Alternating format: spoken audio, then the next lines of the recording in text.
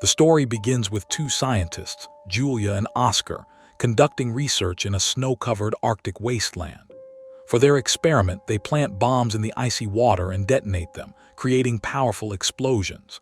At that exact moment, headquarters alerts them that a massive storm is approaching their location, forcing them to evacuate immediately. Nearby, a Russian submarine passes through the same waters, and its crew hears a strange, loud noise from the depths, something no machine could make. They do not understand what it is. But the most surprising thing is that the waves of the sea begin rising from the bottom to the top, as if something colossal is pushing them upward. Julia's scanners start behaving erratically, and the snow around her camp begins cracking and breaking at an alarming speed. Julia wants to collect her research papers before fleeing, but the storm is already too close. Oscar pulls her onto their snowmobile, and they try to escape. Meanwhile, the submarine captain realizes that the sound they heard belongs to a living creature, and he immediately orders an attempt to escape from it. But suddenly, something enormous collides with the submarine in the water. Above, Julia and Oscar race across the breaking ice, but the snow fractures ahead of them as well. Their snowmobile, their only way out, crashes hard, burns to ashes, and sinks into the freezing water. The explosions quickly destroy their camp, and the remaining scientists slowly sink and die. The submarine also suffers continuous damage, its crew barely staying in their seats as everything shakes violently. After great effort, they manage to fire their weapons, and in the flash of light, they see massive tentacles emerging from the darkness. A crew member crashes into the glass screen and falls unconscious. Before the submarine sinks completely, an officer sends an emergency message. News of the disappearance reaches the Russian Navy headquarters. Because the submarine carried critically important weapons, they order a rescue mission. The scientist chosen to lead this mission is Victor, who is also the brother of the trapped submarine's captain. Victor's family is terrified that he will also get stuck. His mother, deeply worried, gives him a watch that belonged to his father, who is no longer alive. She says the watch will protect him, that wherever his father is, he will take care of Victor. That night when Victor arrives at the docks, he discovers that his father's old friend, a senior admiral named Olshansky, is also joining the mission. Victor worries that the admiral's age makes him vulnerable, but there is no turning back. The crew boards the submarine and departs. On the surface, Julia and Oscar are wandering through the snowstorm, trying to find a signal. Julia's mind drifts, and she nearly falls into a deep pit, but Oscar saves her at the last moment. Then Julia's phone picks up a signal from an oil rig, a team working at sea. She makes a call, but the snowstorm is so loud that the people on the rig cannot understand her. Within moments, the signal fades and the call cuts off. Oscar, devastated, fires a flare gun into the sky and collapses from exhaustion. The next morning, Victor's submarine reaches the location where the second submarine vanished. After extensive preparation, they dive into the water. The crew notices that Admiral Olshansky has taken Victor to a private room where senior officers are already waiting. They are given a report to read, and everyone becomes visibly upset. Soon, rumors of the missing submarine spread everywhere. Meanwhile, Julia and Oscar find a buoy stuck in the snow. A buoy is a device that sends signals to nearby ships floating in the water. Hope rises within them that someone will come to find them. They stop wandering and stay where they are. When the submarine detects the buoy's signal, it immediately moves in that direction. Suddenly, a large pod of whales surrounds the submarine. The crew tries to navigate downward without harming them, but a whale accidentally collides with the propeller. Admiral Olshansky orders the crew to activate the sonar, but Victor disagrees. Sonar is used to detect objects, communicate, and create sound waves. When the sonar is activated, the whales swim away for a moment, but as soon as it stops, they return. The crew does not understand what is happening. Then all the whales flee at once, and the lower part of the sea begins rising upward. A massive tentacle moves in the darkness, killing all the whales with a single blow. The submarine's crew cannot hear the sound, but their sonar signals that a very large creature is about to collide with them. Admiral Olshansky thinks it might be an enemy ship and orders the crew to fire, but Victor dislikes this order and tells the crew to hide quickly. They take the submarine into a crack in an icy wall.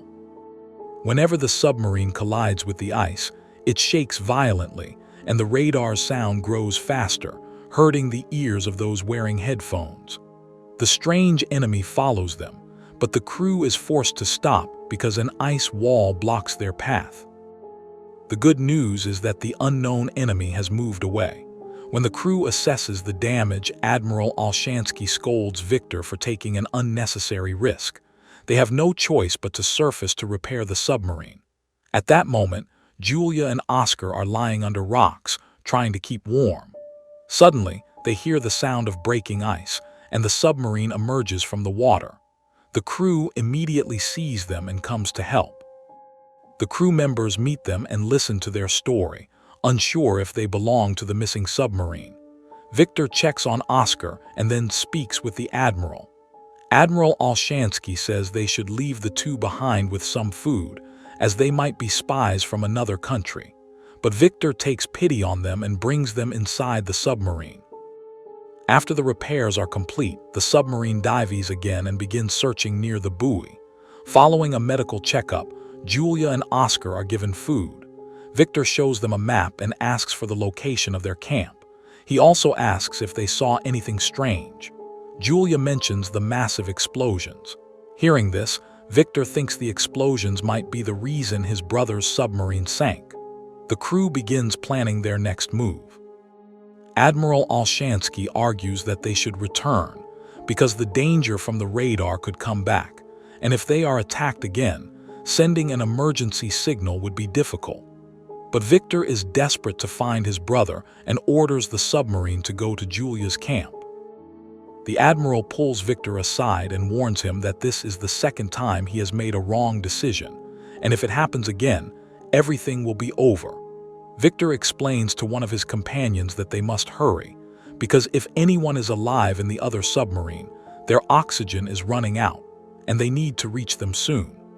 Julia hears a strange voice that makes her nervous, but Oscar calms her by saying it is the sonar searching for the other submarine. The search continues, but the radar shows that the strange enemy is following them again. Victor tells the crew to find a hiding place like before, but this time there is none nearby. However, there is an oil rig close by, so Victor decides they can hide there. As the submarine prepares to surface, all the workers on the oil rig see massive tentacles rising from the sea and faint in terror. They immediately sound the alarm, and the tentacles begin attacking the rig. Buildings collapse, explosions erupt everywhere, and many workers try to flee in fear, but there is nowhere to go because the entire structure is breaking apart. As the submarine loses contact with the rig, Victor looks through the telescope and sees the massive tentacles destroying everything. He is terrified. He shows the entire view on the screen so the whole crew can see how enormous their enemy truly is. It is a Kraken, a giant octopus of ancient legend, about which countless stories have been told. When the rig is completely destroyed, the Kraken chases the submarine again, forcing them to turn immediately. Admiral Olshansky believes this is the third mistake Victor has made by showing the monster to the crew. He takes command and orders 2 bombs to be dropped. Both bombs hit the target directly. The Admiral thinks the enemy is dead, but then an officer says the enemy is still alive and moving forward with even more anger. Another bomb is dropped, causing another blast that hits the target again, but it is not enough to kill the massive monster. The monster keeps chasing the submarine, and the Admiral, frozen with fear, cannot do anything. Victor takes command again and orders the submarine to run as fast as possible. They avoid most of the monster's attacks, but a tentacle strikes the submarine hard, causing massive damage and injuring many people. Victor hits his head and becomes dizzy. Computers short-circuit, and a computer falls directly onto a man. The submarine begins sinking and the monster attacks even harder. Suddenly, a blast erupts in the missile section, causing a massive fire. The crew seals the area and tries to extinguish the fire with extinguishers, but another powerful tentacle attack sends the submarine falling deeper. The radar shows that the creature has surrounded them from all sides. The crew looks carefully and confirms that the monster is a Kraken. They have only one missile left, and they must use it wisely. They begin discussing what to do next. Victor says to put the submarine in silent mode, because marine animals usually hunt using sound. The workers in the missile room are ordered to stop extinguishing the fire, which causes carbon dioxide and carbon monoxide levels to rise dangerously. The Kraken's voice painfully echoes in an officer's ears, and the people in the missile room begin to think they will die. But fortunately, Victor's plan works, and the Kraken moves away. They return to their work, but the fire has spread so much that a small extinguisher cannot control it. Some people begin burning. Victor tells everyone to empty that section. Let whatever is burning burn, just save your lives. As some officers exit the fire area, they are badly injured, but the rest of the crew helps them to the door. At the last second, the door is closed to prevent the fire from spreading, and the fire is finally extinguished by controlling the pressure in that room. Afterward, those who are still healthy are given work, and the injured are sent to their rooms. Julia and Oscar help treat their wounds, earning the crew's trust. Victor asks the crew for their opinion on what to do now. Everyone says they should go back, because they do not know the location of the other submarine, and they have no protection against the Kraken. Admiral Olshansky reminds Victor that his father was a hero who died saving people in a submarine accident, so Victor should show wisdom here. After much thought, Victor agrees that going back is the right choice. As the submarine turns back, Victor reads the last letter his father wrote. Julia comes to his room, shows him the map, and points out all the locations where the Kraken was seen, as well as the location of her camp. She says that according to old stories, the monster has attacked many ships before but then suddenly disappeared. Scientists believe the Kraken went into a deep sleep. The explosions they used may have hit the Kraken's hidden home, waking it up. If everyone wants to stay alive, they must stop using sonar, or it will come after them again. Because Julia knows so much about the Kraken, Victor asks if she has any idea where his brother's submarine might be. Julia says the Kraken drags its prey to its home, and that place is located near their camp. An officer enters and interrupts their conversation. He says they have found a clue that people are alive there. During silent mode, they recorded someone repeatedly knocking on metal. They track the signal and find that it is coming from near Julia's camp. It is clear that some people are still alive in the other submarine. Victor calls everyone together and says that their soldiers are trapped in that submarine, standing between life and death. If they do not save them, who will? He says not to think he only wants to go there for his brother. If any of them were trapped, he would do the same for them. He orders the crew to take the submarine to Julia's camp. Suddenly, nuts and bolts begin popping out of the machines and walls. Glass and lights start breaking. This means the submarine has gone into deeper water, so they bring it a little higher. An officer notices they have arrived at a different place. Victor says they should send a mini-submarine to explore. Because the pilot of the mini-sub was injured in the first attack, Victor says he will go himself, and the admiral will lead the team until he returns. The mini-submarine departs with Victor and two other officers. As they descend into the deep water, strange sounds come from the metal hull due to the pressure.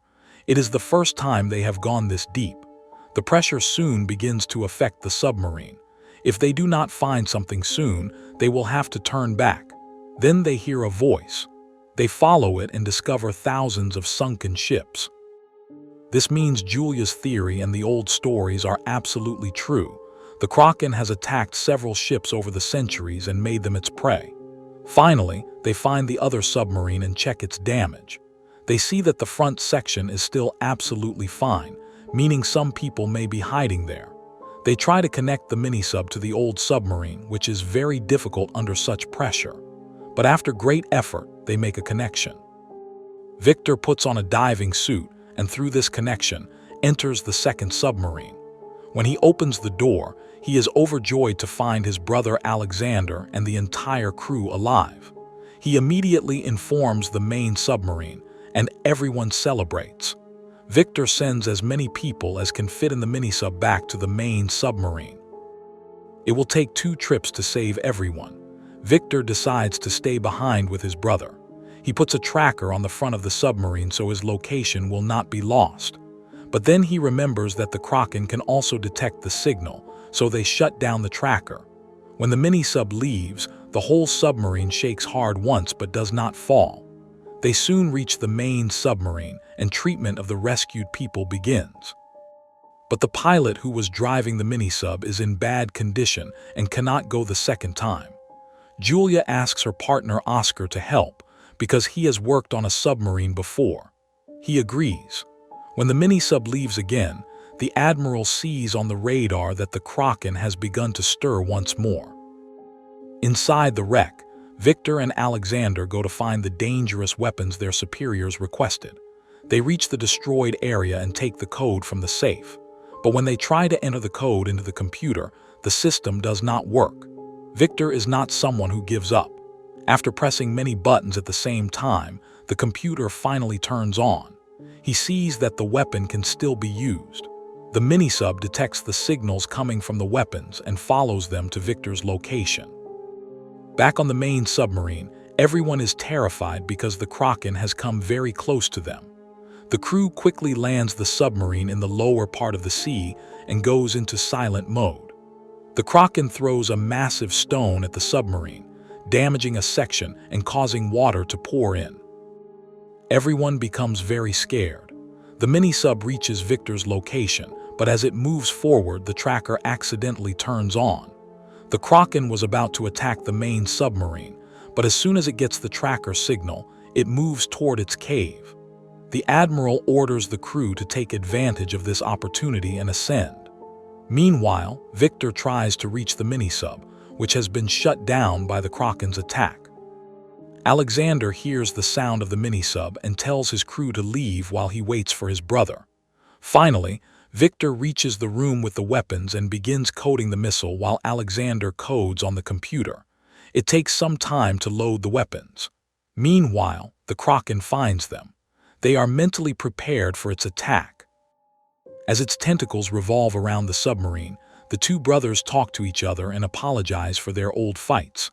The Kraken snaps half of the submarine in an instant, but that part was already empty. The Kraken is about to attack again when the 2 brothers press the button together, firing the weapons. Water begins to enter the submarine, so Victor quickly returns to Alexander. The weapons are about to explode on their own, so the 2 brothers try to escape quickly. The submarine is sinking, and strong waves send water into the corridor, separating them. Victor finds Alexander's hand coming out of the water. He immediately grabs it and pulls his brother toward him, finally saving him. They climb the stairs into the mini-sub and close the door so water cannot enter. Only 2 minutes remain before the explosions, but the mini-sub will not launch. It is being pulled down by the main submarine. Victor sees the emergency lever. As soon as he pulls it, the mini-sub separates from the second submarine and races out of there. The blasts create shockwaves that send their mini-sub spinning. On the main submarine, everyone is waiting for their safe return. After a while, hopes begin to break. They think the 2 brothers may have died, and their faces fall with regret. Then bubbles appear in the water. The mini-sub finally surfaces safely. Everyone celebrates that they all survived. The bravery of both brothers is praised by the crew led by Victor. Their mother is waiting for them at home. When she sees that both her sons have returned safely, her life is complete. Mother and sons share a joyful reunion. Victor offers his father's watch to Alexander, but Alexander refuses, saying Victor is the true keeper of it. And with that, the story ends.